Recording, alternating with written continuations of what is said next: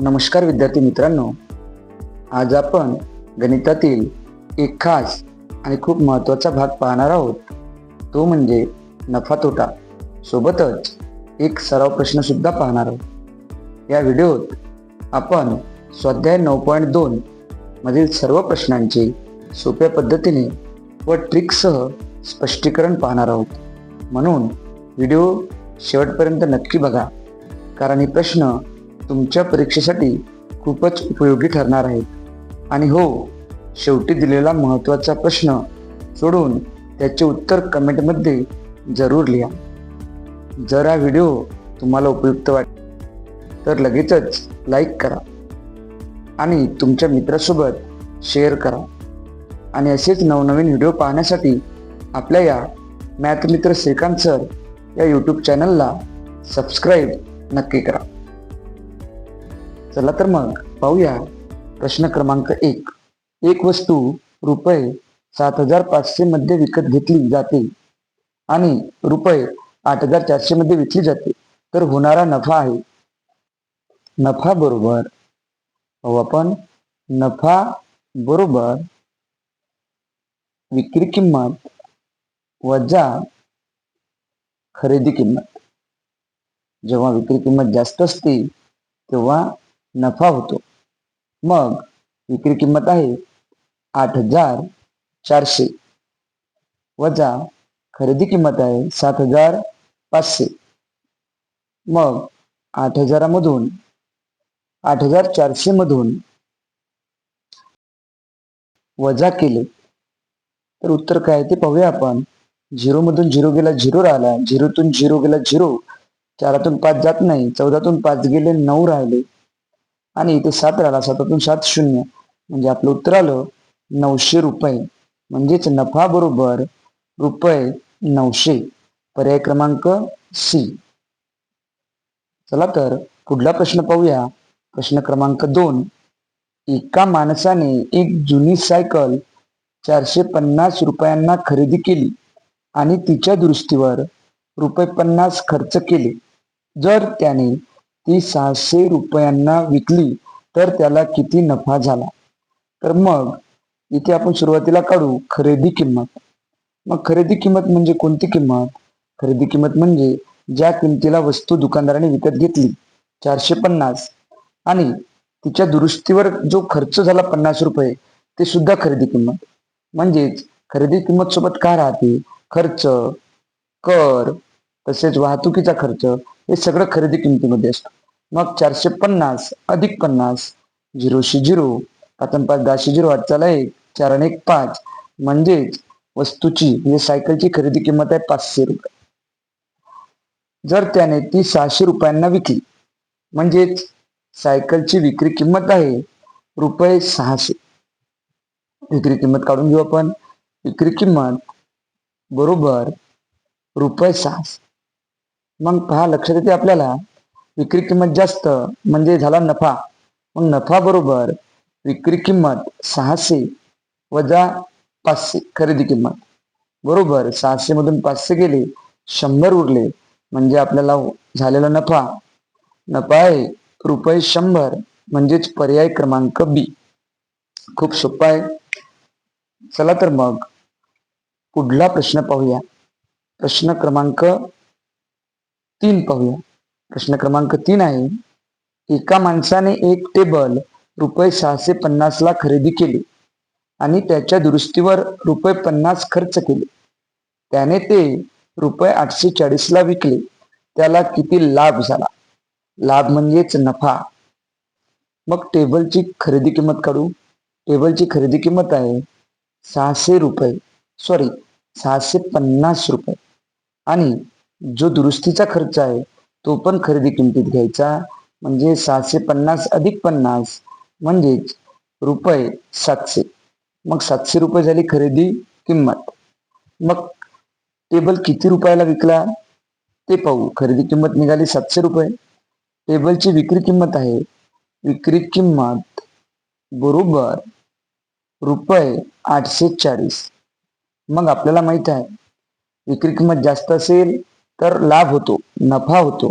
म्हणून नफा बरोबर विक्री किंमत वजा खरेदी म्हणजेच 840 वजा 700 रुपये 700 बरोबर 0 मधून 0 0, 4तून 0 गेला 4, 8मधून 7 गेले 1 म्हणजे झालेला नफा आहे रुपये 140. पर्याय क्रमांक सी.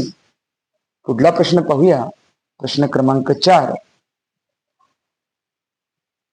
4.25 लाख रुपयांना एक जुने घर विकत घेऊन 1.25 लाख रुपये खर्च करून ते दुरुस्त केले व ते 6 लाख रुपयांना विकले. या व्यवहारात झालेला नफा किती? मग खरेदी किंमत काढून घेऊया आधी. खरेदी किंमत म्हणजे पहा, खरेदी किंमत बरोबर 4.25 लाख म्हणजेच 3,75,000. तर लिहून घेऊ आपण. 4.25 लाख म्हणजे किती?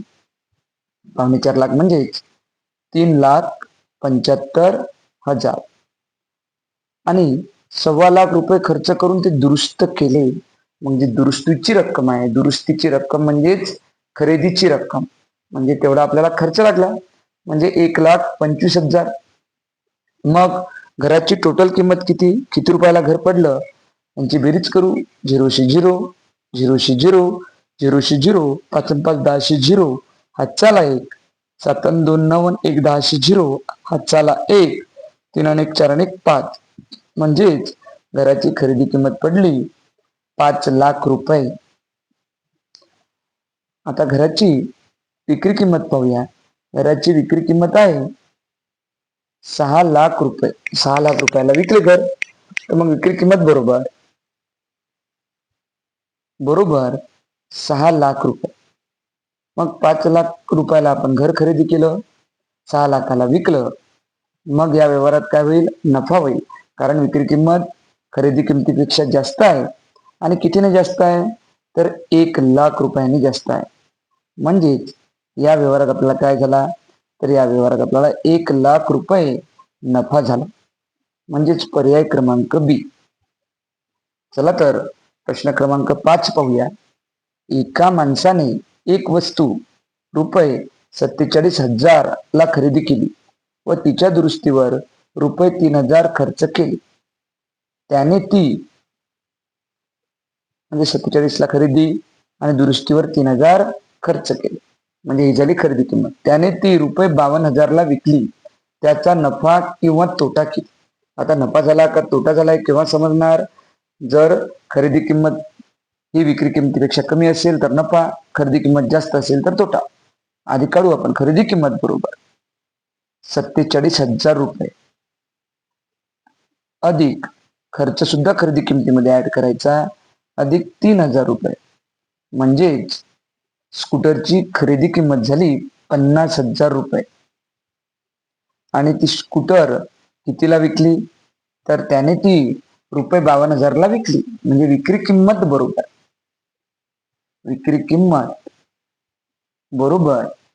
52,000 रुपये. 52,000 ला विकली. मग खरेदी किमतीपेक्षा विक्री किंमत जास्त आहे म्हणजे या व्यवहारात काय झाला? नफा झाला. मग नफा बरोबर आपण नफा काढू. नफा काढताना विक्री किंमत वजा खरेदी किंमत, आपल्याला नफा निघेल. नफा बरोबर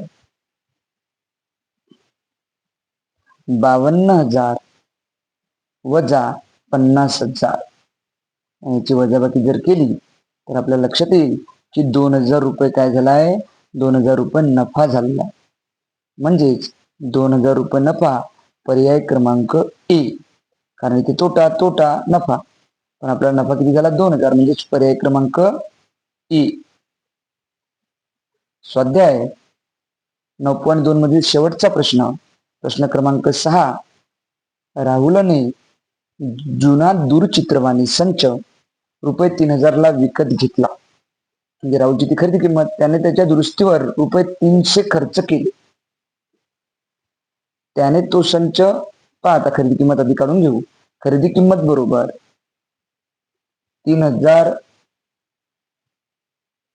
प्लस दुरुस्तीवर जो खर्च केला रुपये 300 तो सुद्धा खरेदी किमतीमध्ये पकडायचा.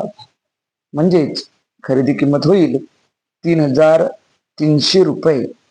ही झाली त्या दूरचित्रवाणीची खरेदी किंमत 3,300 रुपये.